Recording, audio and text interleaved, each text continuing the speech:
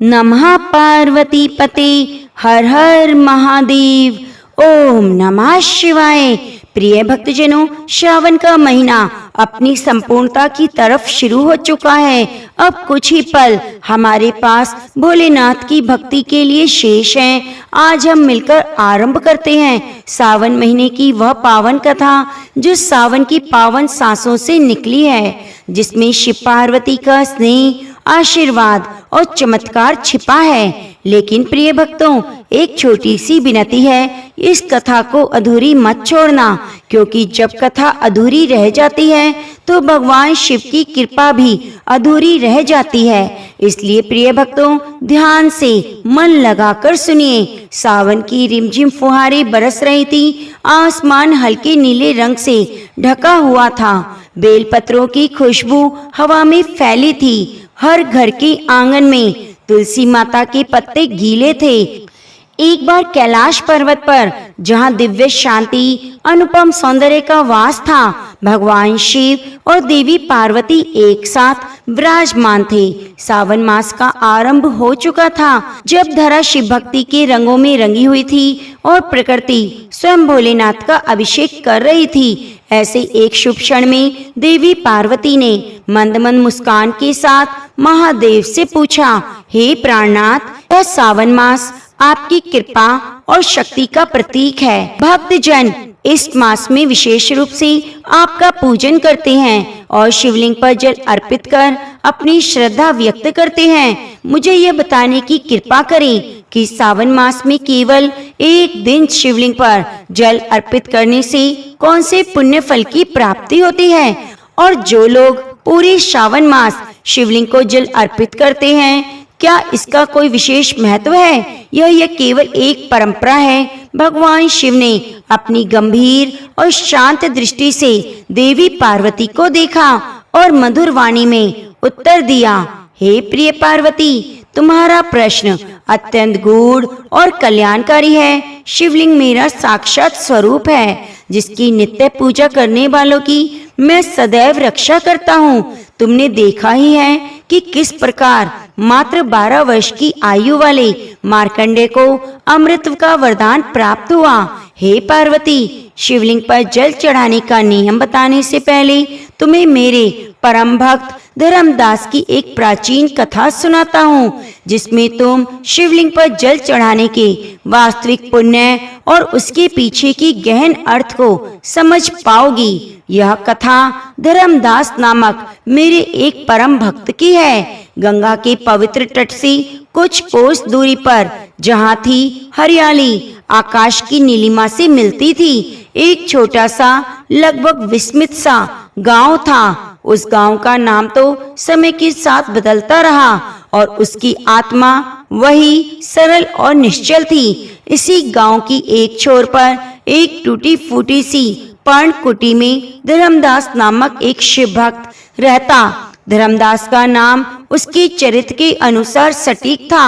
धर्म ही उसका कर्म और धर्म ही उसका मर्म। संसार की दृष्टि में वह अत्यंत निर्धन था। उसके तन पर वस्त्र के नाम पर कुछ फटे हुए वस्त्र थे, जो कई ऋतुओं के थपेड़े सह चुके थे, और उसकी कुटिया वर्षा और शीत से बचाने में लगभग असमर्थ थी। उसके पास ना तो कोई भूमि थी और ना कोई आय का साधन। उसका जीवन यापन पूरी तरह भिक्षा पर निर्भर था। प्रतिदिन प्रातःकाल वह अपनी मिट्टी के भिक्षा पात्र को लेकर गांव की गलियों में निकल पड़ता। गांव वाले जो कुछ भी एक सूखी रोटी, मुट्ठी भर चावल या थोड़ा सा साग दे देते, वह स्वीकार कर लेता। किंतु उसकी निर्धनता उसके हृदय की विशालता पर कभी हावी नहीं हुई। यदि भिक्षा मांगते हुए उसे कोई भूखा बालक, कोई दुर्बल पशु या कोई अन्य याचक मिल जाता, तो वह अपने हिस्से की भिक्षा में से भी आधा उसे देने के लिए तैयार हो जाता। लोग उसे देखकर आश्चर्य करते।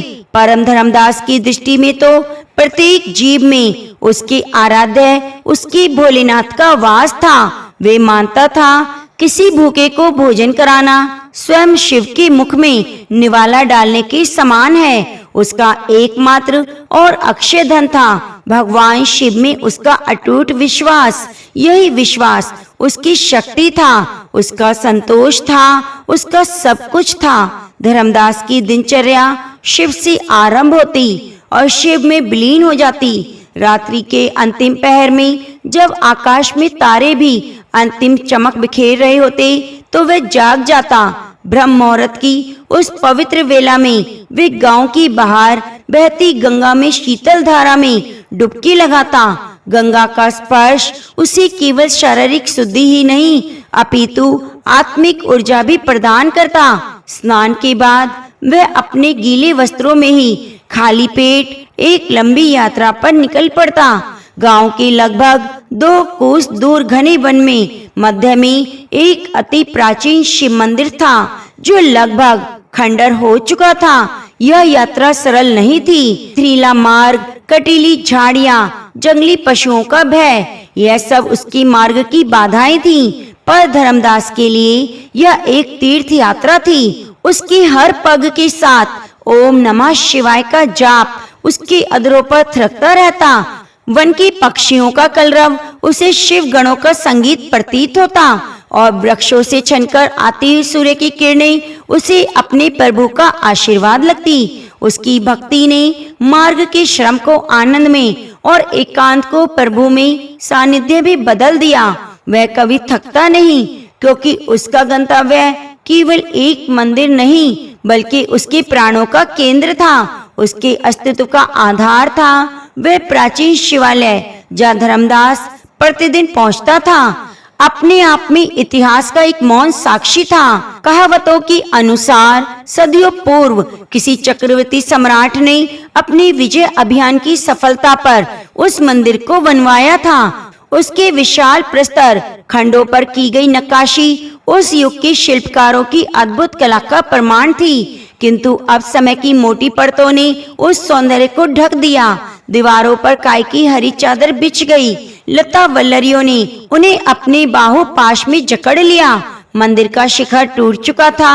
उसका प्रांगण जंगली घास और झाड़ियों से भर गया। कभी इस मंदिर में घंटियों की ध्वनि गूंजती, वैदिक मंत्रों का उच्चारण होता, यज्ञ का पवित्र धुआं उठता। पर अब वहां पर केवल खंडर मात्र कुछ नहीं था। मंदिर के अंतिम पुजारी की मृत्यु कुछ दशक पूर्व हो चुकी थी और उसके बाद किसी ने इसका उत्तरदायित्व नहीं संभाला। गांव के लोग अपने जीवन के संघर्षों में इतने उलझे हुए थे कि पास इस दूरस्थ जंजर मंदिर के लिए न तो समय था और न संसाधन। धीरे धीरे यह मंदिर लोगों की स्मृति से ओझल हो गया, लेकिन धर्मदास जैसे किसी विरले के लिए ही आस्था का केंद्र बना रहा। धर्मदास के लिए यह मंदिर कोई खंडर नहीं बल्कि उसके जीवित जागृत ईश्वर का निवास स्थान था। जैसे वह मंदिर की सीमा में प्रवेश करता है वह अपनी भारी दुनिया को भूल जाता। उसका पहला कार्य मंदिर परिसर की स्वच्छता होता। वह अपनी कृषकाया में असीम ऊर्जा भरकर काम में जुट जाता। अपने नंगे हाथों से कटीली झाड़ियों और जंगली घास को उखाड़ देता। केवल टूटी हुई टहनियों और सूखे पत्तों को इकट्ठा कर एक और रखता। वह मंदिर के फर्श पर जो धूल और पक्षियों की बीट से भरा रहता वह जल से धोता। उसकी सेवा किसी चमत्कार से कम नहीं थी। उसकी सेवा का सबसे परम भाव था गर्भगृह की स्वच्छता। गर्भगृह में जहाँ घना अंधकार और सीलन की गंध व्याप्त रहती स्वयंभू शिवलिंग विराजमान था। धर्मराज अत्यंत श्रद्धा और सावधानी से शिवलिंग को स्पर्श करता, उन्हें गंगा जल से स्नान कराता और फिर जंगल में तोड़े हुए बेलपत्र और जंगली फूलों से उनका श्रृंगार करता। उसके पास चंदन धूप नैवेद्य के लिए कुछ नहीं था, पर उसके पास भक्ति से भीगे आंसू थे जो अपने प्रभु के चरणों में अर्पित करता था। उसके लिए कोई नित्य कर्म नहीं अपितु एक प्रेमपूर्ण संवाद है। यह एक समर्पण की क्रिया है। इस सेवा के बदले में उसे कभी कुछ नहीं मांगा। उसकी पूजा निष्काम थी, उसकी भक्ति निस्वार्थ थी। वह उस मंदिर की अघोषित पुजारी, संरक्षक और एकमात्र भक्त था। वर्षा ऋतु अपने पूरे यौवन पर थी। आकाश में काले काले बादल उमड़ रहे थे, मानो किसी ने विशालकाय गज सेना को भेज दिया हो। सेना की भांति पर्वत से टकराने को आतुर हो। कई दिनों से मूसलाधार वर्षा हो रही थी। एक दिन ऐसे ही जब धर्मदास अपनी नित्य सेवा में लीन था, उसका ध्यान गर्भगृह की छत पर गया। उसने देखा छत के एक हिस्से से पानी की बूंदें रिस रही थी। यह देखकर उसका मन चिंतित हो उठा। अगले दिन वर्षा और भी तेज थी। जब धर्मदास मंदिर पहुंचा तो उसका हृदय एक अनजानी भय से कांप उठा। गर्भगृह के भीतर का दृश्य देखकर उसके पैरों तले की जमीन खिसक गई। छत में पड़ी दरार अब और चौड़ी हो गई और उसमें पानी की अविरल धारा ठीक शिवलिंग के ऊपर गिर रही थी। यह दृश्य धर्मदास के लिए असहनीय था। उसे ऐसा प्रतीत हुआ मानो उसके आराध्य देव कष्ट में हो, मानो कोई उसकी मस्तक पर निरंतर प्रहार कर रहा हो। उसकी आंखों में अविरल अश्रुधारा बह निकली। हे मेरे प्रभु, यह मैं क्या देख रहा हूँ? आपका यह भक्त कितना अभागा है कि आपके ही घर को सुरक्षित नहीं रख पा रहा। यह बिलख पड़ा। उसका दुख तुरंत ही एक दृढ़ संकल्प में परिवर्तित हो गया। उसने उसी क्षण शिवलिंग को साक्षी मानकर एक मौन प्रतिज्ञा की। यह कोई दिखावे की घोषणा नहीं थी, बल्कि आत्मा की एक मौन किंतु ब्रज संकल्प था। उसने शिवलिंग को स्पर्श किया और मन ही मन कहा, हे भोलेनाथ, जब तक मैं इस मंदिर का जीर्णोद्धार नहीं करा देता, जब तक मैं आपके मस्तक को इस वर्षा से बचा नहीं लेता, तब तक मैं चैन से नहीं बैठूंगा। आप ही मुझे शक्ति देना, आप ही मेरा मार्ग प्रशस्त करना। उस दिन से धर्मदास का जीवन एक नए मिशन में ढल गया। अब उसकी भिक्षा केवल पेट भरने के लिए नहीं, बल्कि मंदिर की पूर्ण निर्माण के लिए एक एक पाई जोड़ने का साधन बन गई। वह तपस्या अति कठिन थी। उसे दिन भर में जो 2-4 रोटियां मिलती, उनमें से वह आधी खाता और आधी अगले दिन के लिए रख देता, ताकि भिक्षा में मिले हुए कुछ सिक्के वह बचा सके। कई कई रात उसे भूखे पेट गुजारनी पड़ी। भूख की पीड़ा को वह अपने प्रभु के लिए एक भेंट, एक तपस्या मानकर सहन कर लेता। गांव वालों ने जब इसके इस व्यवहार को देखा तो वे उसे पागल समझने लगे। देखो, पागल धर्मदास को खुद के खाने के लाले पड़े हैं और चला मंदिर बनवाने। वो उसका उपहास करते, पर धर्मदास इन बातों पर कोई ध्यान नहीं देता। उसका अपने लक्ष्य पर केंद्रित था। उसने एक छोटे से कपड़े की पोटली बनाई, इसमें वह भिक्षा में मिले सिक्के सहेज कर रखता। महीनों और फिर साल बीतते गए। उसकी पोटली का वजन धीरे धीरे बढ़ रहा था। वह जानता था कि इस गति से यह शायद अपने जीवन काल में मंदिर की एक दीवार भी नहीं बना पाएगा, पर उसकी आस्था हिमालय की तरह अड़ग थी। हर दिन शिवलिंग पर जल चढ़ाते हुए यही प्रार्थना करता, प्रभु, साधन मैं नहीं जानता, साध्य आप हैं। यह संकल्प मेरा नहीं, आपका है। इसे पूर्ण आप ही करेंगे। भगवान भोलेनाथ ने पार्वती जी से कहा, हे देवी, भक्ति का मार्ग कभी भी सरल नहीं होता। उस पर पग पग पर परीक्षाएं होती हैं, और ऐसा ही एक कठिन परीक्षा धर्मदास की प्रतीक्षा कर रही थी। एक दिन जब धर्मदास अपनी नित्य भिक्षावृत्ति पर निकला था, गांव के बाहर एक विशाल बट वृक्ष के नीचे एक बड़ा कारवां रुका हुआ था। यह कारवां इस देश के एक प्रसिद्ध और धनी व्यापारी का वित्तपाल का था। वित्तपाल अपने व्यापार में अत्यंत सफल था, पर सफलता ने उसे अभिमानी और कठोर हृदय बना दिया। वह मनुष्य को उनकी संपत्ति से तोलता था। जब उसकी दृष्टि फटे हाल धर्मदास पर पड़ी, जो आशा भरी नजरों से उसकी ओर आ रहा था, उसके मुख पर घृणा के भाव उभर आए। धर्मदास ने विनम्रता पूर्वक हाथ जोड़कर कहा, सेठ जी, भगवान आपका भला करें, कुछ भिक्षा मिल जाए। तो वित्तपाल ने उसे बीच में ही टोकते हुए व्यंग से कहा, अरे तुम जैसे हट्टे कट्टे लोग काम करने के बजाय हाथ फैलाना जानते हो। जाओ मेहनत करो, तब जाकर कुछ मिलेगा। मुफ्त की रोटी तोड़ना छोड़ दो। धर्मदास के स्वाभिमान को ठेस पहुंची, पर उसने अपना संयम नहीं खोया। उसने और भी विनम्रता से उत्तर दिया, महाराज, मैं मेहनत करने से नहीं डरता। मैं तो अपना पूरा जीवन अपने भगवान शिव की सेवा में लगाना चाहता हूँ। यह सुनकर बितपाल का उपहास और बढ़ गया। वह जोर जोर से हंसा। सेवा? तुम क्या सेवा करोगे जिसके पास खुद के तन पर ढकने के लिए कपड़े नहीं? जाओ पहले अपनी सेवा करो। धर्मदास ने सोचा शायद यह धनी व्यक्ति उसकी मदद कर दे। उसे बड़ी आशा से उसे अपने जर्जर शिव मंदिर की जीर्णोद्धार के संकल्प में बताया। यह सुनकर बितपाल की हंसी के मारे बुरा हाल हो गया। वह अपने पेट पर हाथ रखकर हंसने लगा। उसने नौकर चाकर भी स्वामी को हंसता देखकर दबे स्वर में हंसने लगे। इससे धर्मदास का अपमान और बढ़ गया। तुम पागल हो गए हो भिखारी, बितपाल ने कहा। तुम्हें अंदाजा भी है कि एक मंदिर की पुनर्निर्माण में कितना खर्चा आता है? लाखों स्वर्ण मुद्राएं लग जाएंगी। तुम अपनी पूरी जिंदगी की भिक्षा से एक ईंट भी नहीं खरीद सकते। ये सब ढोंग छोड़कर कोई काम धंधा शुरू करो। धर्मदास की आंखों में आंसू आ गए और उसकी वाणी में दृढ़ता थी। उसने कहा, हे महाराज, आपके पास धन का भंडार हो सकता है, पर मेरे पास आस्था का सागर है। धन घट सकता है पर आस्था नहीं। मेरा सहारा कोई मनुष्य नहीं, स्वयं भगवान शिव हैं। उसके लिए भी कुछ असंभव नहीं। धर्मदास के इस आत्मविश्वास से भरे उत्तर ने बितपाल के अहंकार को और भड़का दिया। उसे लगा कि एक भिखारी उसे उपदेश दे रहा है। उसने क्रोध में चिल्लाकर कहा, दफा हो जाओ यहाँ से, दोबारा अपनी सूरत मत दिखाना। धर्मदास अपमान का घूंट पीकर भारी मन से वहाँ से चला गया। उस रात उसे नींद नहीं आई। व्यापारी के कटु शब्द उसके कानों में गूंज रहे थे, पर यह अपमान उसकी संकल्प को तोड़ नहीं पाया, बल्कि उसने और भी मजबूत बना दिया। उसने इसे अपने भोलेनाथ की एक परीक्षा समझा और निश्चय किया, अब वह किसी मनुष्य के आगे हाथ नहीं फैलाएगा। वह केवल अपने प्रभु से मांगेगा। अगले दिन जब धर्मदास मंदिर पहुंचा तो उसका हृदय पूरी तरह टूट चुका था।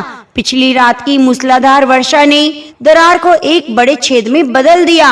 अब पानी की बूंदें नहीं बल्कि मोटी परत सीधे शिवलिंग के मस्तक पर गिर रही थी, जिससे टप टप की निरंतर ध्वनि हो रही थी। यह देखकर धर्मदास को ऐसा लगा मानो किसी ने उसके हृदय में छुरा घोंप दिया हो। वो पागलों की तरह दौड़ा और उस छेद को बंद करने का व्यर्थ प्रयास करने लगा।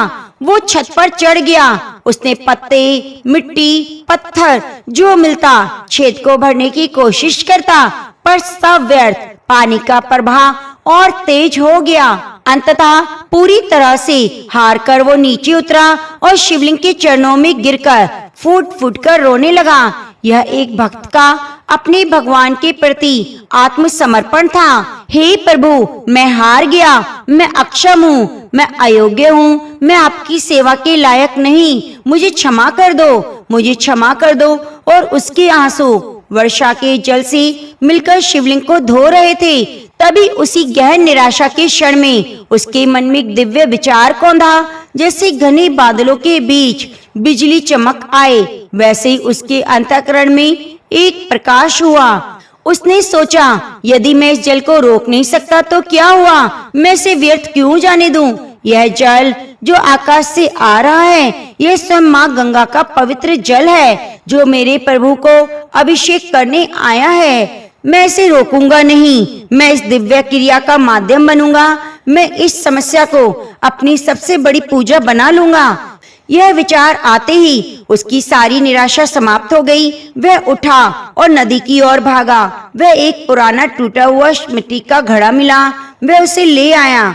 गंगा के जल से उसे खूब अच्छे से मांझकर धोकर साफ किया, मानो वह कोई सोने का कलश लिया हो। फिर वह उसे लेकर गर्भगृह में आया और अत्यंत सावधानी से उसे उस स्थान पर रख दिया जहाँ छत से पानी की धारा गिर रही थी। अब धर्मदास का एक नया अनुष्ठान आरंभ हुआ।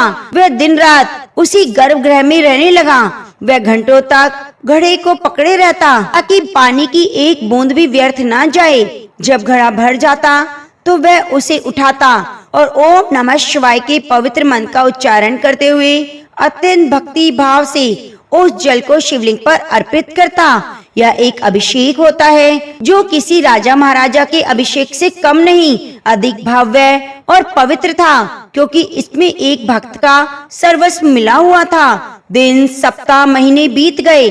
धर्मदास का क्रम अनवरत चलता रहा। उसने खाना पीना सोना लगभग सब त्याग दिया। उसका शरीर सूखकर कांटा हो गया, उसकी हड्डियां दिखने लगी, पर उसकी आंखों में एक अलौकिक दिव्य ज्योति जल रही थी। यह उसकी समस्या की अग्नि परीक्षा थी। उसका शरीर कमजोर हो रहा था और उसकी आत्मा प्रतिदिन बलवान होती जा रही थी। उसकी एक अनोखी और अविश्वसनीय भक्ति को देखकर स्वर्ग में बैठे देवता भी चकित हो गए और एक दूसरे से कहते हैं, यह भक्त धन्य है, इसकी भक्ति ऐसा समर्पण तो कलयुग में भी कभी नहीं देखा। एक रात आकाश निर्मल था और चांद पूरी आभा के साथ चांदनी बिखेर रहा था। वर्षा रुक चुकी थी। धर्मदास दिन भर की सेवा से पूरी तरह थककर शिवलिंग के पास ही भूमि पर लेटते हुए गहरी नींद में चला गया। उस गहन निद्रा में उसने एक अद्भुत स्वप्न देखा। स्वप्न में वो जर्जर मंदिर एक भव्य स्वर्ण मंडित कैलाश में परिवर्तित हो गया है। चारों ओर दिव्य प्रकाश, सुंदर सुगंध और संगीत व्याप्त था और उस प्रकाश के मध्य में स्वयं भगवान शिव अपने सौम्य और करुणामय रूप में प्रकट हुए। उनके मुख पर चंद्रमा की शीतलता और करोड़ों सूर्यों का तेज था। उन्होंने अपना वरद हस्त उठाया और अमृतमयी वाणी धर्मराज के कानों में दी। उठो मेरे प्रिय भक्त धर्मदास, मैं तुम्हारी निष्ठा, समर्पण और अनूठी भक्ति से अत्यंत प्रसन्न हूँ। तुमने अभाव में भी मेरी सेवा की और जो मार्ग खोजा है वह अतुल्य है। इसमें छत से टपकते साधारण जल को अपनी भक्ति के तीर्थ जल बना दो। यह जल नहीं, तुम्हारी आंखों के आंसू और तुम्हारे हृदय का प्रेम है जो तुमने मुझे अर्पित किया है। संसार स्वर्ण और रत्नों को अर्पित करता है, पर तुमने अपना सर्वस्व अर्पित कर दिया। तुम्हारी परीक्षा पूर्ण हुई। कल प्रातः तुम जाओगे तो तुम्हारा संकल्प पूर्ण हो जाएगा। आगे का मार्ग प्रशस्त हो जाएगा। धर्मदास की नींद टूटी। स्वप्न इतना जीवन था कि उसे लगा जैसे सब कुछ हो गया हो। उसने चारों ओर देखा, वही अंधकार, वही सीलन, वही खंडर। उसे लगा शायद उसकी कल्पना थी, पर तभी उसका ध्यान एक बात पर गया। मंदिर में पूर्ण शांति थी। टप टप की वह ध्वनि जो उसके जीवन की संगीत बन गई अब नहीं आ रही थी। उसने आश्चर्य से ऊपर देखा। छत की पूरी तरह ठीक थी। वहाँ कोई छेद या दरार नहीं थी। अचंभित होकर नीचे देखने ही वाला था कि भोर की पहली किरण गर्भगृह में प्रविष्टित हुई और उसकी नजर उस स्थान पर पड़ी जब मिट्टी का घड़ा रखते थे। वह जो दृश्य था उसे देखकर उसकी आंखें खुली रह गई। उस स्थान पर एक विशाल अद्भुत हीरा पड़ा था जो किसी तारे की तरह चमक रहा था। उससे निकलता हुआ प्रकाश इतना तीव्र था कि पूरे गर्भगृह को जगमगा दिया। दीवारों पर इंद्रधनुषी रंग नाच रहे थे। धर्मदास को समझते देर न लगी। यह उसके प्रभु का प्रसाद था। उसके स्वप्न का सत्य था। वह धन और संपत्ति को देखकर प्रसन्न नहीं हुआ। वह अपने प्रभु की कृपा को देखकर अभिभूत हो गया। वह घुटनों के बल बैठ गया और मुंह से एक शब्द नहीं निकला, बस आंखों में आनंद था। उसके कांपते हुए हाथों ने उस हीरे को उठाया। उसे उसका भार नहीं, अपितु अपने भोलेनाथ के असीम प्रेम का भार महसूस हो रहा था। धर्मदास उस दिव्य मणि को लेकर गांव पहुंचा। जिस गांव वाले ने कभी उसे पागल कहा था, वो हीरे की चमक देखकर हैरान हो गया। उसकी आंखों में अब उपहास नहीं बल्कि धर्मदास के लिए श्रद्धा थी। अब ये खबर जंगल की आग की तरफ फैल गई। राज्य के राजा तक पहुंची। राजा ने तुरंत धर्मदास को बुलवाया। राजसभा में जहाँ बड़े बड़े मंत्री और सामंत बैठे थे, धर्मदास उस हीरे को हाथ में लिए खड़ा था। वह चित्रों से लिपटा हुआ धर्मदास उस हीरे को हाथ में लिए खड़ा था। राजा ने जब हीरे के बारे में पूछा तो धर्मदास ने बिना किसी लाग लपेट के पूरी कहानी सुना दी। राजा और उसकी पूरी सभा कथा सुनकर निशब्द रह गई। राजा ने तुरंत राज्य की सबसे बड़ी जौहरी और पंडितों को बुलाया। हीरे की जांच और हाथ को जोड़कर कहा, महाराज, यह कोई साधारण हीरा नहीं, ये एक दिव्य शिवमणि है जो केवल परम और निस्वार्थ भक्ति में प्रकट होती है। राजा को अपनी भूल का एहसास हुआ, उसे लज्जा आई और उसके राज्य में स्थित एक प्राचीन धरोहर की यह दुर्दशा थी और वह उसे जानता भी नहीं था। उसने सिंहासन से उतरकर धर्मदास से क्षमा मांगी और कहा, हे देव पुरुष, आप इस हीरे के सच्चे अधिकारी हैं, आप जो चाहो मांग सकते हो। धर्मदास ने विनम्रता से सिर झुकाकर कहा, महाराज, यह हीरा मेरा नहीं, यह मेरे शिव का है। मेरा एकमात्र इच्छा है कि इसके मूल्य में उस जर्जर मंदिर का जीर्णोद्धार हो जाए। राजा धर्मदास की महानता देखकर सभी प्रभावित हुए। उसने गले लगाया और घोषणा की, मंदिर का जीर्णोद्धार अब सरकारी खर्चे पर होगा और यह हीरा मंदिर के गर्भगृह में शिवलिंग के ऊपर स्थापित किया जाएगा ताकि इनकी चमक युगों युगों तक धर्मदास की भक्ति की कहानी कहती रहे। कुछ ही महीनों में राजा की संसाधनों में वह खंडर एक भव्य और विशाल मंदिर में बदल गया। दूर दूर से लोग उस भव्य मंदिर के दर्शन करने आते, पर धर्मदास वहीं रहता। वो उस भव्य मंदिर में भी एक साधारण सेवक की तरह सेवा करता।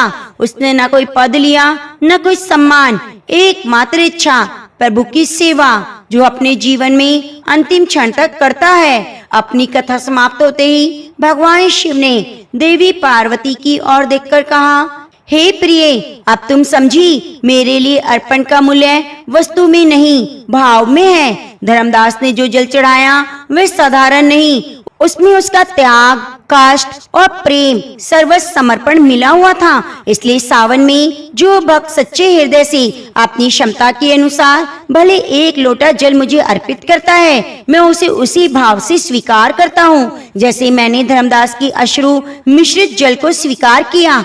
उसकी श्रद्धा उसके सभी पापों को धो देती है और हर मनोकामना को पूरी करती है। यही जल अर्पण का वास्तविक रहस्य है। यह सुनकर माता पार्वती का मुखमंडल पूर्ण ज्ञान के प्रकाश से प्रकाशित हो गया। उन्होंने हाथ जोड़कर अपने स्वामी को प्रणाम किया, क्योंकि आज उन्हें भक्ति के सबसे गहरे और सबसे सरल सत्य का ज्ञान हुआ था। आगे भगवान शिव माता पार्वती को बताते हुए कहते हैं, जो भक्त मुझे सच्चे हृदय से एक लोटा जल अर्पित करता है और साथ ही बिल्व पत्र अर्पित करता है, तो उसका पुण्य अक्षय हो जाता है और उसकी सभी पाप कर्मों का नाश हो जाता है। तो माता पार्वती पूछती है, हे भोलेनाथ, आपको बिल्व पत्र क्यों प्रिय है? कृपया मुझे यह कथा भी जरूर सुनाइए। तो आइए सभी प्रिय भक्तजनों, आपसे निवेदन है कि बिल्व पत्र भगवान शिव के मुख से निकली इस कथा को आप श्रद्धा पूर्वक आंख बंद करके ध्यान लगाकर जरूर जरूर सुनिए। नारद जी ने एक बार भोलेनाथ की स्तुति करके पूछा, प्रभु, आपको प्रसन्न करने के लिए सबसे उत्तम और सुलभ साधन क्या है? हे त्रिलोकीनाथ, आप तो निर्विकार और निष्काम हैं। आप सहज ही प्रसन्न हो जाते हैं।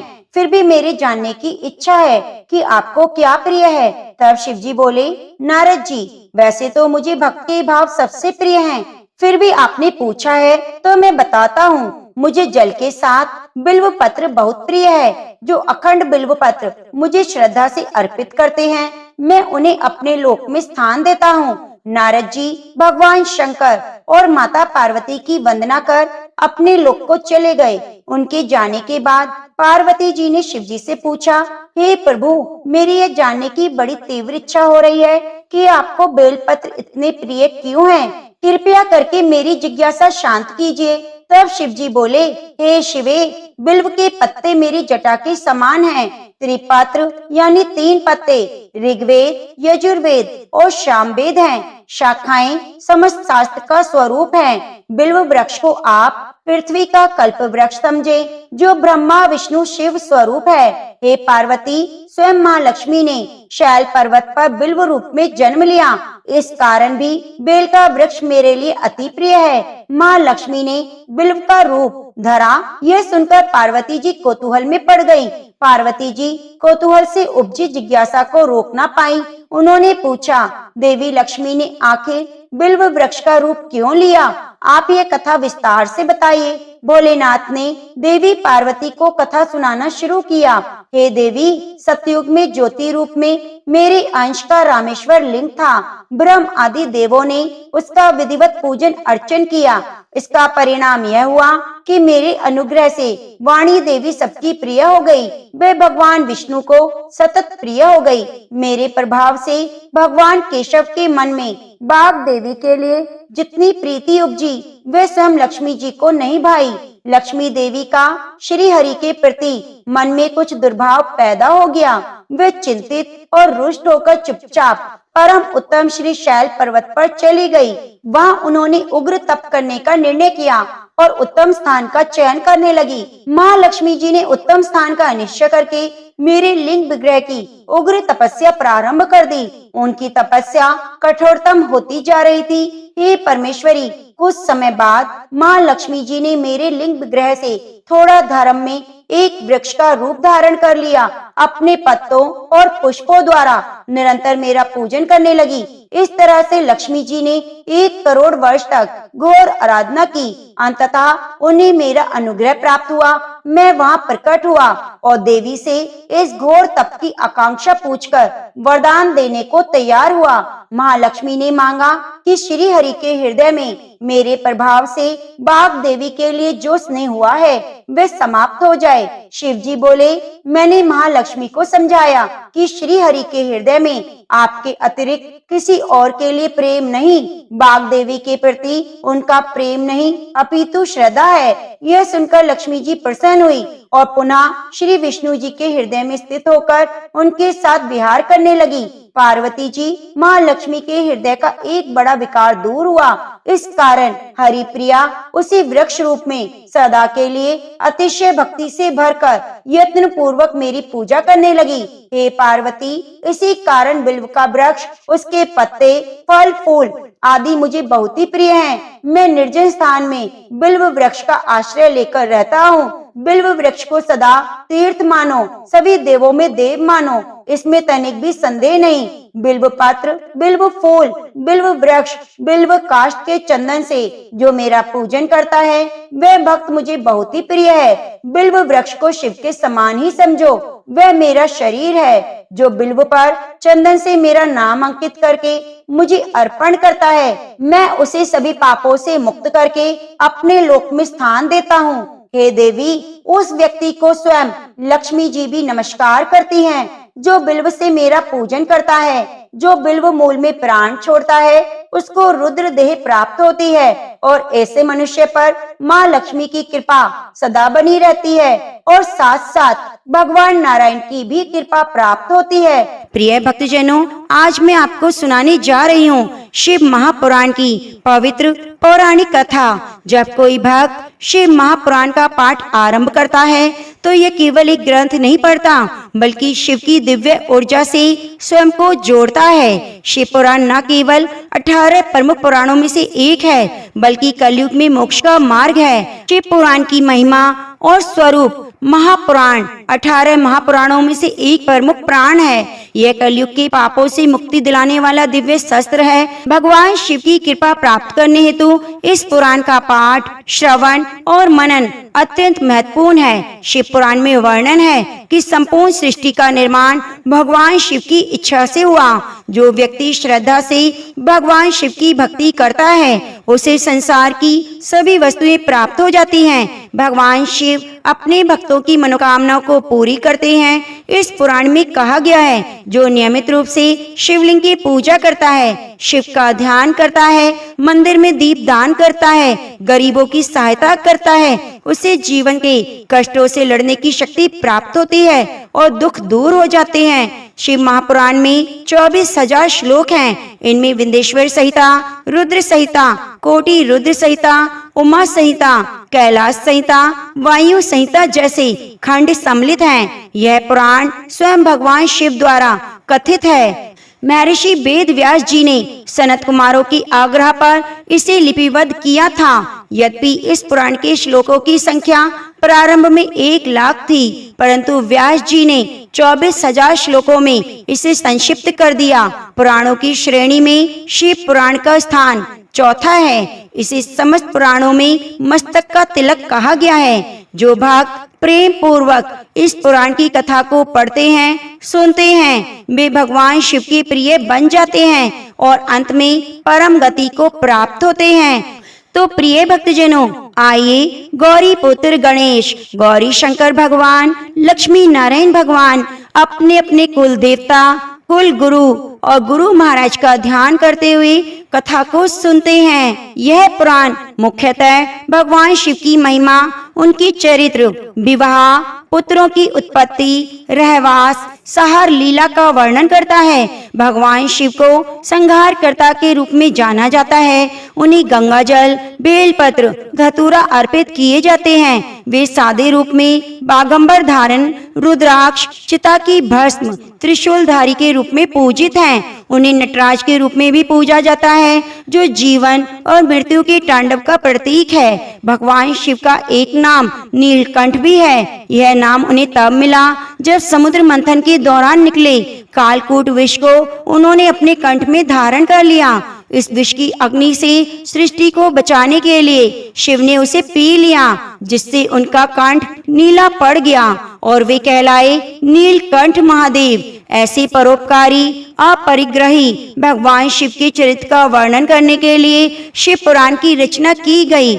शिव महापुराण महात्म्य है, जिसमें शौनक जी के साधन विषयक प्रश्न करने पर श्री सूत जी ने उन्हें शिव पुराण की उत्कृष्ट महिमा, सुंदरता का वर्णन किया। श्री शौनक जी ने पूछा, हे ज्ञानी सूत जी, आप संपूर्ण सिद्धांतों के ज्ञाता हैं। हे प्रभु, कृपया हमें प्राचीन कथाओं के सार तत्व का विशेष रूप से वर्णन कीजिए। ज्ञान, वैराग्य और भक्ति से प्राप्त होने वाले विवेक की वृद्धि कैसे होती है? साधु पुरुष किस प्रकार अपने काम, क्रोध आदि मानसिक विकारों का निवारण करते हैं? इस कलयुग में प्राय सभी जीव दुष्ट स्वभाव के हो गए हैं। ऐसे जीव समुदाय को शुद्ध करने के लिए सर्वोत्तम उपाय क्या है?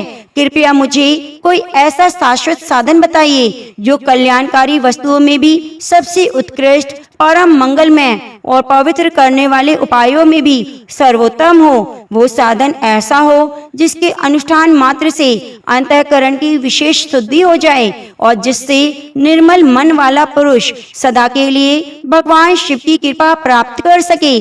तब श्री सूत जी बोले, हे मुनिश्रेष्ठ शौनक जी, आप धन्य हैं, क्योंकि आपके हृदय में पुराण कथा सुनने का विशेष प्रेम और तीव्र लालसा है। इसलिए मैं शुद्ध बुद्धि से विचार कर आपसे परम उत्तम शास्त्र का वर्णन करता हूँ। वत्स, वो शास्त्र संपूर्ण शास्त्रों के सिद्धांतों से मुक्त, भक्ति युक्त बढ़ाने वाला है, भगवान शिव को संतुष्ट करने वाला है। वो श्रवण करने के लिए अमृत तुल्य दिव्य रसायन है। तुम उसका श्रवण करो। वो है शिव पुराण, जिसका पूर्व काल में स्वयं भगवान शिव ने ही प्रवचन किया था। यह पुराण काल रूपी सर्प से उत्पन्न होने वाला महान भय और संकट का नाश करने वाला उत्तम साधन है। गुरुदेव वेद व्यास जी ने सनत कुमार मुनि को इस पुराण का उपदेश दिया और बड़े आधार पर इसे संक्षेप में प्रतिपादित किया। इस पुराण के प्रथम पाठ का उद्देश्य है कलयुग में उत्पन्न मनुष्यों के परम हित का साधन। यह पुराण परम उत्तम रूप में भगवान शिव की भक्ति को विकसित करता है। इसकी विशेष स्थिति में पहुंचकर मनुष्य शीघ्र ही शिव पद को प्राप्त कर लेता है। इसलिए मनुष्य को चाहिए कि वह संपूर्ण प्रयास पूर्वक इस पुराण को पढ़ने या श्रवण करने की इच्छा करे। इसका अध्ययन परम अभिष्ट फलदायक माना गया है। इसी तरह प्रेम पूर्वक इसका श्रवण भी संपूर्ण मनोवांछित फलों को देने वाला होता है। भगवान शिव के इस पवित्र पुराण को सुनने से मनुष्य सभी पापों से मुक्त हो जाते हैं और इस जीवन में उत्कृष्ट भोगों का अनुभव कर अंत में शिवलोक को प्राप्त करते हैं। यह शिव पुराण नामक ग्रंथ 24,000 श्लोकों से युक्त है। 7 संहिताएं हैं। मनुष्य को चाहिए कि वे भक्ति, ज्ञान और वैराग्य से संपन्न होकर आदर पूर्वक इसका श्रवण करे। जो व्यक्ति प्रतिदिन नियमित रूप से शिव पुराण का पाठ करता है, श्रवण करता है, वह पुण्य आत्मा होता है। जो उत्तम बुद्धि वाला पुरुष अंत काल में भक्ति सहित पुराण को श्रवण करता है, भगवान महेश्वर उससे अत्यंत प्रसन्न होकर अपना परम धाम प्रदान करते हैं। जो प्रतिदिन श्रद्धा और आदर पूर्वक इस शिव पुराण का पूजन करता है, वह संसार में संपूर्ण भोगों को उपभोग कर अंत में भगवान शिव की परम पद को प्राप्त कर लेता है। जो प्रतिदिन आलस्य से रहित होकर स्वच्छ वस्त्र आदि से युक्त होकर इस पुराण का सत्कार करता है, वह सदा सुखी रहता है। यह पुराण निर्मल, पवित्र और भगवान शिव का सर्वस्व है। जो व्यक्ति इस लोक और परलोक में सुख की कामना करता है, उसे आदर पूर्वक इसका श्रवण और पठन करना चाहिए। यह पवित्र उत्तम शिव पुराण धर्म, अर्थ, काम, मोक्ष इन चारों पुरुषार्थों को देने वाला है। अतः सदा प्रेम पूर्वक इसका श्रवण करें। आपने कृपा करके हमें यह अद्भुत दिव्य कथा सुनाई। भूतल पर इस कथा के समान कल्याणकारी कोई दूसरा साधन नहीं। यह बात हमने आज आपकी कृपा से निश्चय पूर्वक समझ ली। हे सूत जी, कृपया करके बताइए, इस कलयुग में इस कथा को सुनने से कौन कौन से पापी भी शुद्ध हो जाते हैं? कृपया बताकर इस जगत को कृतार्थ करें। तब श्री सूत जी कहने लगे, हे मुनिवर, जो मनुष्य पापी, दुराचारी, काम, क्रोध आदि में निरंतर डूबे रहते हैं, वे भी शिव पुराण का श्रवण और पठन करने से शुद्ध हो जाते हैं। इसी विषय में ज्ञानी मुनि एक प्राचीन इतिहास का उदाहरण दिया करते हैं, जिसके श्रवण मात्र से पापों का पूरी तरह नाश हो जाता है। प्राचीन काल की बात है। कौशाम्बी नगर प्रयागराज के समीप में एक ब्राह्मण रहता था, जो ज्ञान में दुर्बल, अत्यंत दरिद्र, वैदिक धर्म में विमुख, संध्या वंदन आदि कर्मों से भ्रष्ट हो गया। उसने अपने ऊपर विश्वास करने वाले लोगों को धोखा देकर उनका धन हड़प लिया। उसने ब्राह्मणों, क्षत्रियों, वैश्यों, शूद्रों सभी को छल कपट से ठग लिया, किंतु उसने अपने पापित धन का एक भी भाग धर्म में नहीं लगाया। वो वैश्यगामी था, चरित्रहीन था, समस्त आचार व पाठ से भ्रष्ट हो चुका था। एक दिन घूमता घामता द्वारका से प्रयागराज स्थित प्रतिष्ठानपुर जा पहुंचा। वहां उसने एक सुंदर शिवालय देखा, जहां कई साधु संत एकत्रित थे। देवराज नामक वो ब्राह्मण वहीं ठहर गया, किंतु वहां पहुंचते ही उसे ज्वर यानी तेज बुखार हो गया। ज्वर से पीड़ित होकर वह अत्यंत दुखी हो गया। उसी शिवालय में एक ब्राह्मण शिव पुराण की कथा सुना रहे थे। ज्वर से पीड़ित देवराज वहीं लेटा रहा और निरंतर शिव कथा को सुनता रहा। इसी तरह 1 मास बीत गया। देवराज ने शरीर त्याग दिया। तभी यमराज के दूत आए, बांधकर यमपुरी में ले गए। उसी समय शिवलोक से भगवान शिव के पार्षदगण आए। वे सब गौर वर्ण के भस्म से लिपे हुए, रुद्राक्षधारी, त्रिशूलधारी, अत्यंत तेजस्वी थे। उन्होंने क्रोध पूर्वक यमदूतों को भगाया और देवराज को उनके चंगुल से मुक्त कर लिया। फिर वे उसे एक दिव्य विमान पर बिठाकर कैलाश पर्वत की ओर ले जाने लगे। यमपुरी में यह कोलाहल सुनकर यमराज स्वयं बाहर आए। उन शिवगणों को देखकर उन्होंने विधि पूर्वक उनका स्वागत किया। ज्ञान दृष्टि से संपूर्ण वृतांत जान लिया।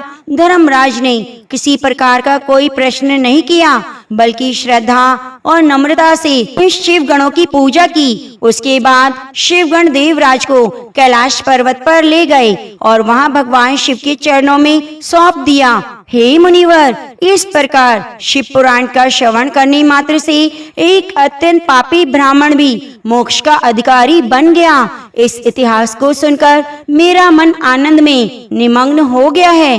कृपया करके अब एक ऐसी और शिव कथा कहिए जो भगवान शिव में प्रेम बढ़ाने वाली हो, तब श्री सूत जी बोले, हे मुनि श्रेष्ठ, अब मैं तुम्हारे सामने एक और गोपनीय कथा का वर्णन करता हूँ, क्योंकि तुम शिव भक्तों में अग्रणीय हो, अतः ध्यान पूर्वक सुनो। समुद्र के निकट वसुकल्प नामक एक ग्राम था।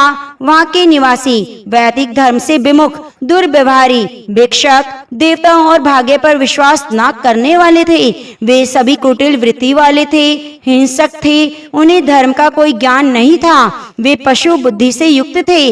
वहाँ के ब्राह्मण भी अधार्मिक, स्वधर्म से विमुख, छल कपट में लिप्त और पाप कर्म में लगे हुए थे। उनकी स्त्रियां भी स्वेच्छाचारी, पापा आसक्त, सदाचारहीन थी। उसी गांव में एक ब्राह्मण रहता था जो अत्यंत ही सामर्थ्यवान था, किंतु दुराचारी और पापी था। उसकी स्त्री अत्यंत सुंदर थी, धर्म परायण थी। उसका नाम था चंचुला, जो सदा उत्तम धर्म का पालन करती, किंतु उसका पति भ्रमणशील व्यभिचारी था। वर्षों तक वह स्त्री धर्म के मार्ग पर अड़िग रही, किंतु अंततः अपने पति के प्रभाव से वह भी दुराचार में लिप्त हो गई।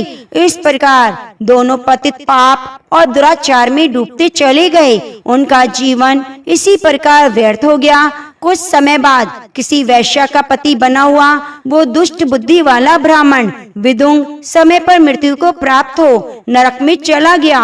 वहाँ उसने बहुत दिनों तक नरक की यातनाएं भोगी, फिर भयंकर पिशाच योनि में जन्म लिया। इधर उसके दुराचारी पति विदुं के मारे जाने पर उसकी पत्नी चंचुला, जो चंचल स्वभाव की थी, बहुत समय तक अपने पुत्रों के साथ उसी घर में रही।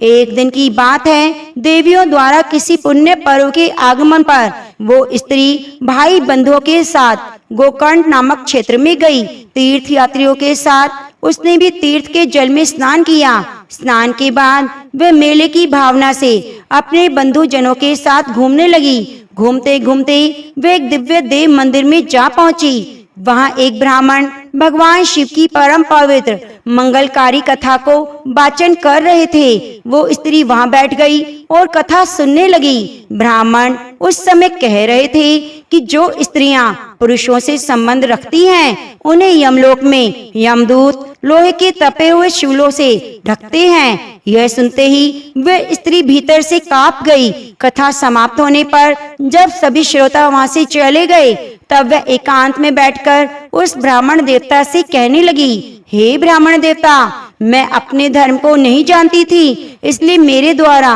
अत्यंत घोर दुराचार हुआ। कृपया मुझ पर कृपया करके मेरा उद्धार कीजिए। आज आपकी वाणी से ओत प्रोत इस रस के प्रवचन को सुनकर मेरे भीतर भारी भय उत्पन्न हो गया है। मैं पाप में डूबी हुई हूँ। मुझे अब संसार व्यर्थ लगने लगा है। मृत्यु के समय जब वे भयानक यमदूत मुझे पकड़ेंगे, गले में फंदा डालेंगे, तो मैं कैसे सहन कर पाऊंगी। अब नरक में मेरे शरीर के टुकड़े टुकड़े किए जाएंगे। उस समय की विशेष पीड़ा को मैं कैसे सहन करूंगी। हाय, मैं मारी गई, मेरा अंतःकरण जल गया, मैं संपूर्ण रूप से नष्ट हो गई, क्योंकि मैंने जीवन भर पाप ही किए हैं। हे ब्राह्मण, अब आप ही मेरे गुरु हैं, आप ही मेरे माता पिता हैं। मैं आपकी शरण में आई हूँ, कृपया मेरा उद्धार कीजिए। वो ब्राह्मणों के चरणों में गिर पड़ी। तब उन कृपालु ब्राह्मण ने उसे प्रेम पूर्वक उठाया और कहा, हे सौभाग्यवती, यह तुम्हारा सौभाग्य है कि भगवान शंकर की कृपा से समय रहते शिव पुराण की कथा तुम्हारे कानों में पड़ी। अब तुम भय ना करो। जो भी भगवान शिव की शरण में आता है, उसके सभी पाप नष्ट हो जाते हैं। अब मैं तुम्हें भगवान शिव की वह कथा सुनाऊंगा जो कीर्ति और मोक्ष की प्राप्ति कराने वाली है। इसके श्रवण से तुम्हें सुखद गति प्राप्त होगी। शिव पुराण की यह कथा सुनकर तुम्हारा हृदय शुद्ध हो जाएगा। तुम्हारे भीतर विषयों के प्रति वैराग्य उत्पन्न हो गया है। पश्चाताप ही पापी प्राणी के लिए सबसे बड़ा प्रायश्चित है। सज्जनों ने समस्त पापों के नाश के लिए प्रायश्चित का ही उपदेश दिया है। जो व्यक्ति हृदय से पश्चाताप करता है, वह उत्तम गति का भागी बनता है, परंतु जो केवल औपचारिक रूप से प्रायश्चित करता है, परंतु भीतर से पश्चाताप नहीं करता, वह श्रेष्ठ गति को प्राप्त नहीं करता। हे साध्वी, इस शिव पुराण की कथा का प्रभाव ऐसा है कि जैसे धूल से ढका दर्पण जब स्वच्छ कर दिया जाता है, वैसे ही चित्त भी निर्मल हो जाता है। जब मनुष्य का चित्त शुद्ध हो जाता है, तब उसमें जगदम्बा पार्वती सहित भगवान शिव निवास करते हैं। ऐसा व्यक्ति अंततः भगवान सदाशिव के दिव्य पद को प्राप्त करता है। इसलिए इस उत्तम कथा का श्रवण समस्त मनुष्यों के लिए परम कल्याणकारी है। जो श्रद्धा और भक्ति से श्रवण मनन पठन करता है, वह इस जीवन का सार पाता है। भगवान शिव की इस कथा को सुनकर उसे अपने हृदय में मनन और निष्ठा से आत्मसात करना चाहिए। इससे मन पूर्णतः शुद्ध हो जाता है। जब मन शुद्ध हो जाता है, तब महेश्वर की भक्ति ज्ञान और वैराग्य के साथ निश्चय ही प्रकट होती है। उसके बाद महेश्वर की कृपा से दिव्य मुक्ति प्राप्त हो जाती है, इसमें कोई संदेह नहीं। जो व्यक्ति मुक्ति से वंचित है, उसे पशु की श्रेणी में समझना चाहिए, क्योंकि उसका मन माया के बंधन में आसक्त होता है। वह संसार के बंधन से कभी मुक्त नहीं हो पाता। हे ब्राह्मण पत्नी, इसलिए तुम विषयों से अपने मन को हटा लो। भक्ति भाव से भगवान शंकर की परम पावन कथा को सुनो।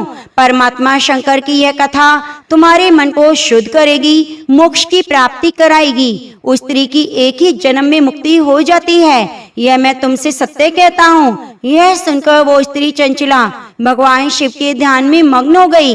उसके बाद विदु की पत्नी चंचला, जो चंचल मन वाली थी, ब्राह्मण का दिव्य उपदेश सुनकर आनंद के आंसू बहाने लगी। श्रेष्ठ ब्राह्मण के चरणों में गिर पड़ी, हाथ जोड़कर बोली, हे ब्राह्मण देव, मैं कृतार्थ हो गई। आप महान शिव भक्त हैं, आप धन्य हैं, परमार्थदर्शी हैं, सदा परोपकार में लगे रहते हैं, इसलिए आप साधु श्रेष्ठ पुरुषों में प्रशंसा के योग्य हैं। हे साधु, मैं तो नरक के समुद्र में गिर गई, कृपया मेरा उद्धार कीजिए। पौराणिक तत्व ज्ञान की परिपूर्ण सुंदर शिव पुराण की कथा को सुनकर उसके मन में संपूर्ण विश्व वासनाओं का परित्याग हो गया। इस समय उसके हृदय में गहरी श्रद्धा उत्पन्न हो गई।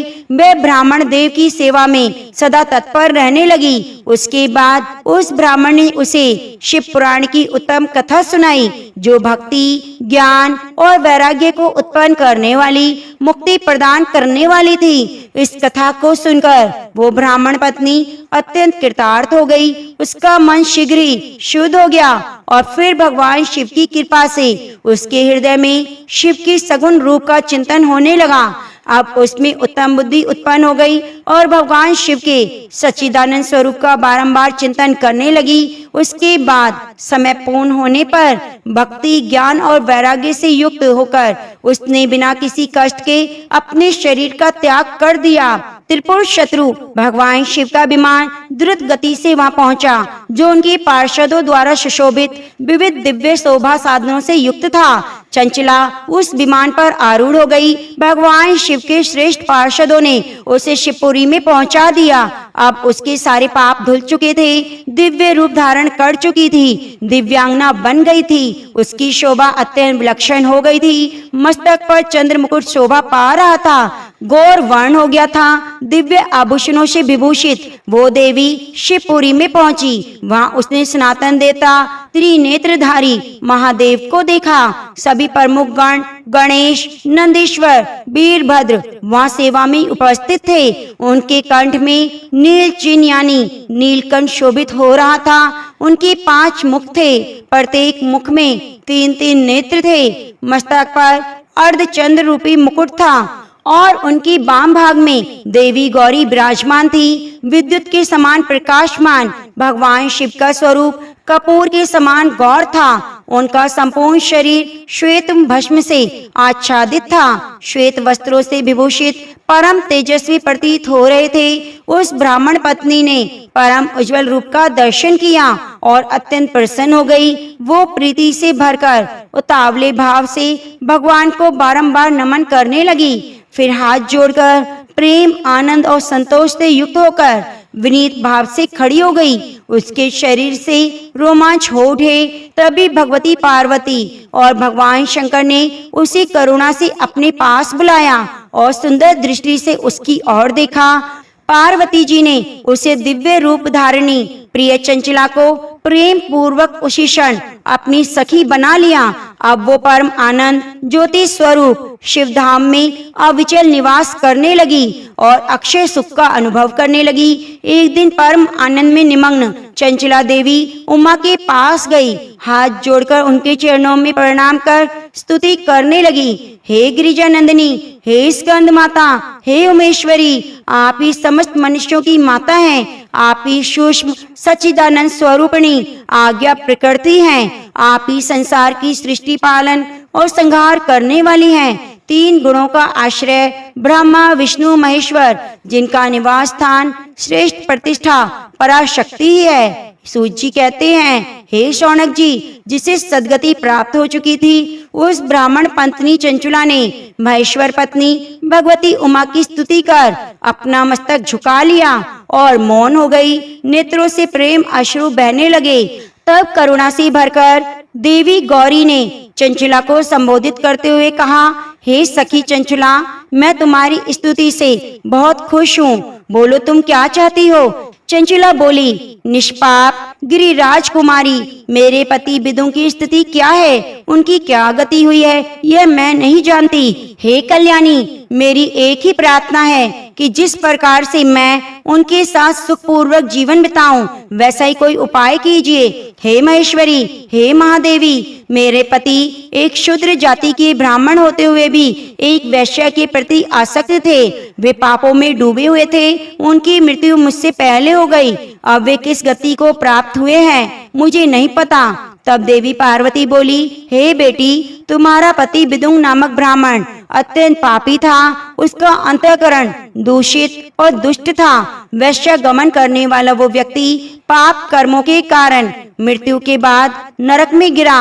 वहाँ अनेक वर्षों तक रहने के बाद दुखों को भोगा और शेष पाप भोगने के लिए विंध्याचल पर्वत पर पिशाच बना हुआ है। वहाँ वो विविध कलेशों और यंत्रणाओं को सह रहा है। वो व्यर्थ ही भटक रहा है और सदा दुख से संतप्त है। सूत जी बोले, देवी पार्वती की एक करुणा से युक्त वाणी सुनकर उत्तम चरित्र का पालन करने वाली ब्राह्मणी चंचला पति के दुख से अत्यंत व्यथित हो गई।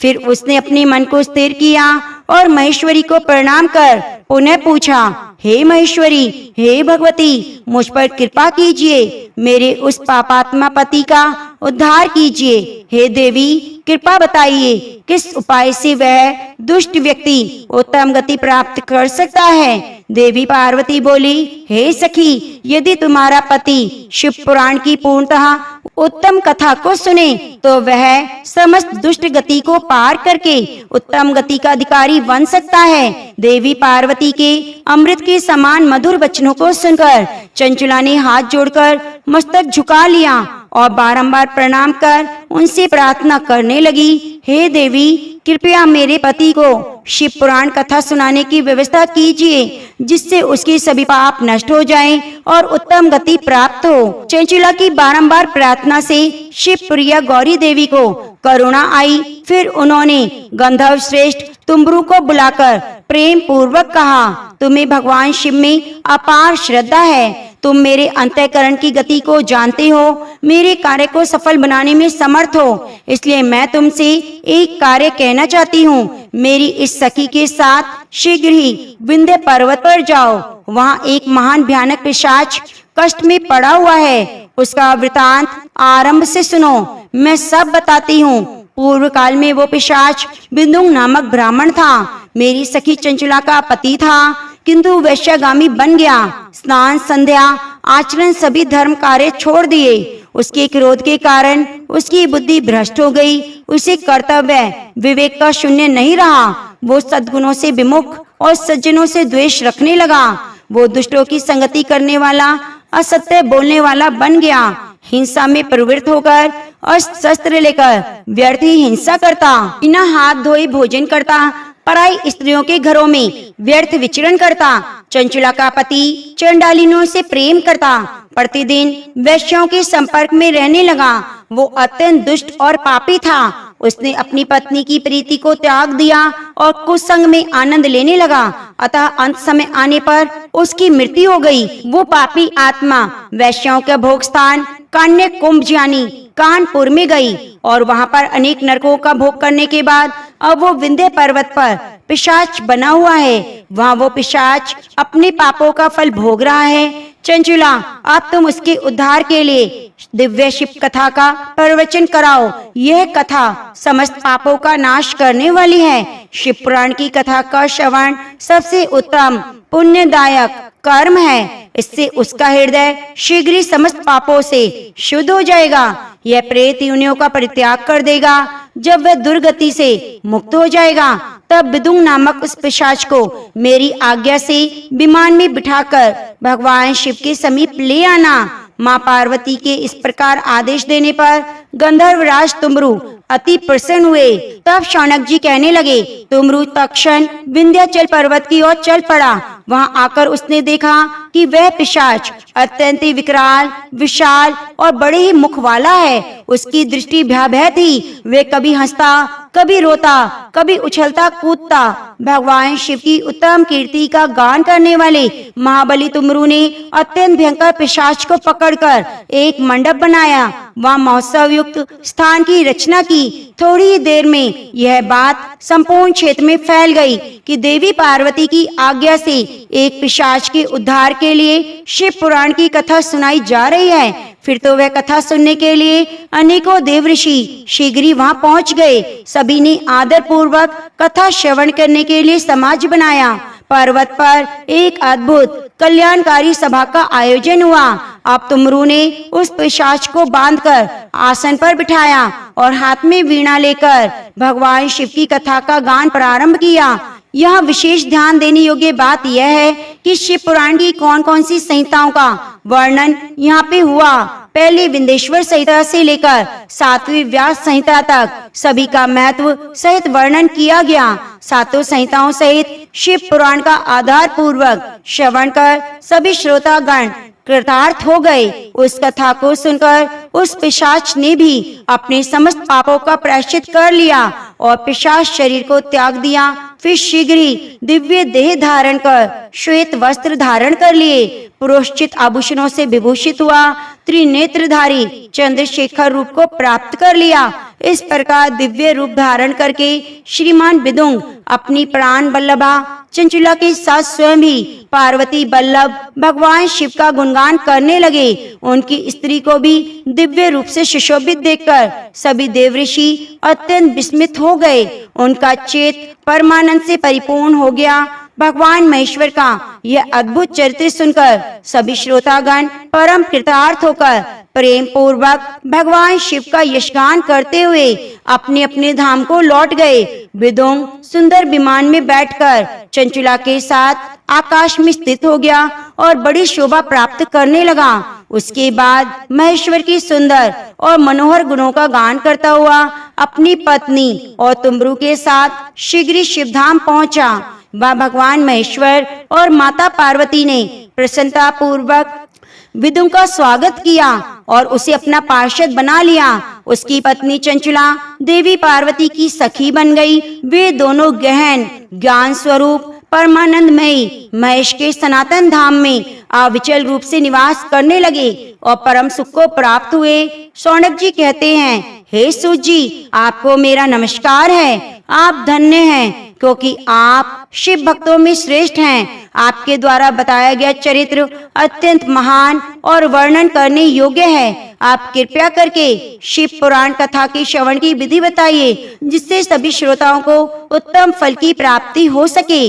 तब सूत जी बोले, मुनि श्रेष्ठ, आप सबकी कृपा के लिए मैं शिव पुराण के श्रवण की विधि बताता हूँ। ध्यान पूर्वक सुनो। सबसे पहले किसी योग्य ज्योतिषी को बुलाकर शुभ मुहूर्त का निर्धारण करें, विधि पूर्वक दान दें, उन्हें संतुष्ट करें। सहयोगियों के साथ मिलकर कथा को पूर्ण नियमित रूप से सुनने का संकल्प लें। उसके बाद देश गांव में संदेश भेजें कि शिव पुराण की कथा होने जा रही है। जो भी लोग कल्याण की इच्छा करते हैं अवश्य पधारें। जो लोग भगवान हरि या शंकर की कथा से दूर हो गए हैं, जो स्त्री शूद्र आदि भगवान शिव की कथा से वंचित हैं, उन तक भी यह सूचना दी जाए। ऐसा प्रबंध किया जाए। देश देशांतर में भी भगवान शिव के भक्त हों, शिव पुराण की कथा के उत्सुक हों, उन्हें भी बुलाना चाहिए। श्रद्धालुओं का आदर पूर्वक सत्कार करें। कथा हेतु स्थान शिव मंदिर, तीर्थ क्षेत्र, वन प्रांत, स्वगृह में होना चाहिए। उसे सुंदर पुष्पों, पत्तों, ध्वजाओं से सजाना चाहिए। दीप मालाओं से सजाएं। शिव की भक्ति से युक्त वातावरण निर्माण करें, क्योंकि यह परम आनंद प्रदान करने वाला है। भगवान शिव के लिए दिव्य आसन की व्यवस्था करें। कथावाचक के लिए भी सुविधाजनक आसन बनाएं। श्रद्धा पूर्वक कथा सुनने वालों के लिए यथा योग्य बैठने की व्यवस्था करें। अन्य सामान्य लोगों के लिए भी साधारण स्थान बनाएं। वक्ता की वाणी से जो शिव पुराण का ज्ञान प्रकट होता है, वे कामधेनु के समान सभी इच्छाओं को पूर्ण करने वाला होता है। अतः वक्ता के प्रति श्रद्धा भाव रखें। इस संसार में अनेक गुरु होते हैं, जन्मदाता, कर्मदाता, शिक्षा देने वाला, परंतु पुराण वक्ता विद्वान को ही परम गुरु माना गया है। वो पुराण वक्ता पवित्र, दक्ष, शांतचित, ईर्ष्या रहित, साधु स्वभाव का, दयालु, प्रवचन में कुशल होना चाहिए। ऐसा विद्वान शिव पुराण की कथा का वाचन करे। जब भी आप शिव महापुराण की कथा को सुने तो आंखें बंद करके मन में भगवान शिव का ध्यान करते हुए कथा को सुने। तो प्रेम से बोलिए हर हर महादेव, गौरी शंकर भगवान की जय। हे भोलेनाथ, हे माँ गौरा पार्वती, जो भी भक्त आपकी शिव महापुराण की कथा को ध्यान लगाकर सुन रहा है, आप उनकी सभी मनोकामनाओं को पूरी करना। तो प्रेम से बोलिए नमः पार्वती पते हर हर महादेव। प्रिय भक्तजनों, पूरे श्रावण मास में भगवान शिव की कथा कहानियों को सुनने के लिए आप हमारे चैनल को सब्सक्राइब कर लीजिए और बगल में बनी घंटी को दबा लीजिए, जिससे आने वाली वीडियो की प्रत्येक नोटिफिकेशन आपको सबसे पहले मिल सके। अब आइए सुनते हैं भोलेनाथ की आरती। भगवान कैलाशवासी की जय। शीशी गंगी अर्धांगी पार्वती, सदा विराजत कैलाशी। नंदी भृंगी नृत्य करत है, धरत ध्यान सिर सुख राशि। शीतल मंद सुगंध पवन बहे, बैठे हैं शिव अविनाशी। करति गान गंधर्व सप्त, स्वर राग रागिनी मधुरासी। यक्ष रक्ष भैरव जहाँ डोलत, बोलत हैं बन के वासी। कोयल शब्द सुनावत सुंदर, भ्रमर करत है गुंजासी। कल्प द्रुम और पारिजात तरु, लाग रहे हैं लक्षासी। कामधेनु कोटि जहाँ डोलत, करत दुग्ध की वर्षासी। सूर्यकांत सम पर्वत शोभित, चंद्रकांत सम हिम राशि। नित्य छौ ऋतु रहत सुशोभित, सेवक सदा प्रकृति दासी। ऋषि मुनि देव धन्य सेवत, गान करशति गुण राशि। ब्रह्मा विष्णु निहारत निच दिन, कछु शिव हमको फरमासी। रिद्धि सिद्धि के दाता शंकर, नित्य सच्चित आनंद राशि। जिनके सुमरत ही कट जाती, कठिल कालियम की फांसी।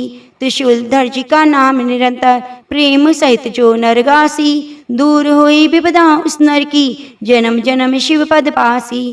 कैलाशी काशी के वासी, अविनाशी मेरी शुद्ध लीजो। सेवक जाने सदा चरणन को, अपनो जाने कृपा कीजो। तुम तो प्रभु जी सदा दया में, अब गुण मेरे सब ढकियो। सब अपराध क्षमा कर शंकर, किंकर की विनती सुनियो। बोले किंकर की विनती सुनियो। ओम नमः शिवाय।